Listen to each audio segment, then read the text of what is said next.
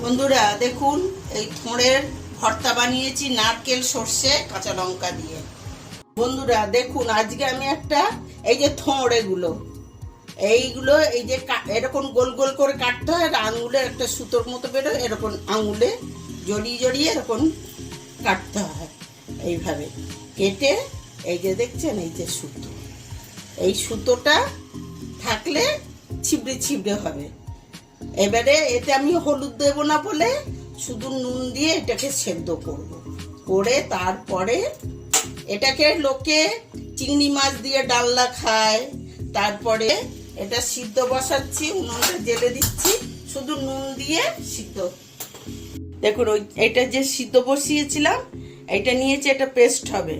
এটা পেস্ট হবে, এর সঙ্গে সর্ষে, সাদা সর্ষে, কালো সর্ষে আর কাঁচা লঙ্কা পেস্ট হবে, আর নারকেল বাটা দিয়ে এটাকে ভর্তা বানাবো, দেখাবো আপনাদের। এটা পেস্ট হোক।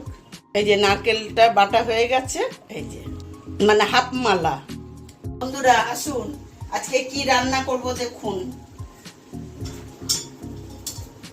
ওই যে থোড় মানে কলা গাছ যে কেটে খায় না, থোড়ের ডালনা, এটাকে আমি আজকে ভর্তা বানাবো। সেদ্ধ করে নিয়েছি, নিয়ে পেস্ট করে নিয়েছি। এর মধ্যে দেব নারকেল বাটা আর সর্ষে লঙ্কা, মানে হলুদ রঙের যে রাই হয়, আর একটা কালো সর্ষে দিয়ে কাঁচা লঙ্কা দিয়ে একটু ঝাল ঝাল করে এটাকে ভর্তা হবে। আমি কড়াইতে তেল দিচ্ছি, একটু তেল বেশি করে দিতে হবে।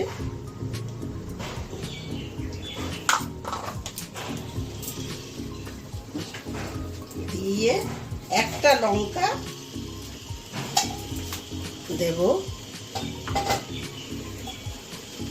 দিয়ে এর মধ্যে একটু কালো জিরে দেব,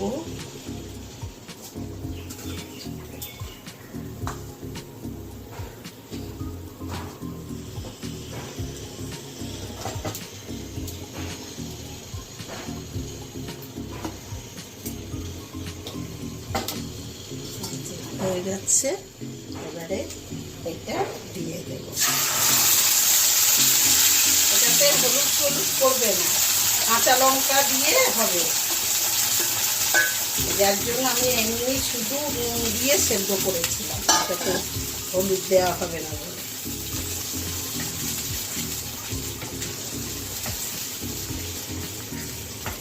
এটা একটু রসটা শুকনো হোক, তখন সর্ষে বাটাটা দেবো। সর্ষে বাটা বেশি কষলে সর্ষে কিন্তু তিতো হয়ে যায়, ওই জন্য সর্ষে দিয়ে বেশি ভাজতে নেই। দেখছেন রসটা একটু শুকনো হয়ে এসছে। এবারে দেব নারকেল।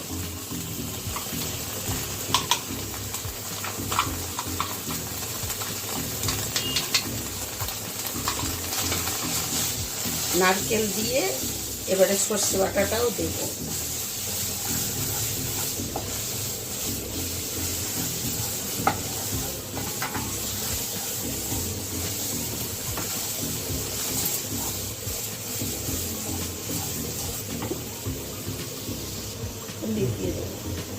এই যে সর্ষে বাটা, সর্ষে কাঁচা লঙ্কা বাটা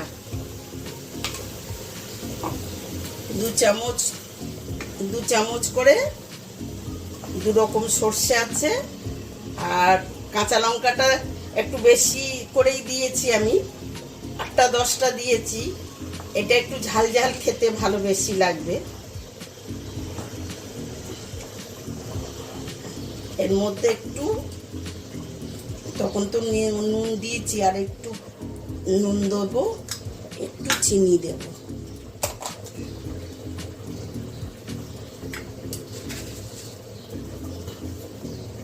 এটা যেহেতু নারকেল আছে ওই জন্যতে চিনিটা দিলাম, নাহলে দেওয়ার দরকার হতো না। এটা আপনারা বানাবেন, বানিয়ে খেয়ে দেখবেন। এটা কিন্তু মানে ডালনা যেমন ছোলা দিয়ে নারকেল কুচিয়ে ডালনা করা যায়, তারপর আপনি চিংড়ি মাছ দিয়ে এটাকে ডালনা করা যায়। সেটা কি হবে, এটা যেমন আমি পেস্ট করে নিয়েছি, ওটা কুচিয়ে নিতে হবে।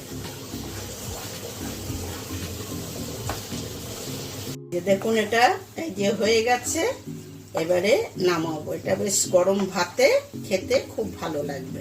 আপনারা বানাবেন, বানিয়ে খেয়ে আমাকে কমেন্টে জানাবেন।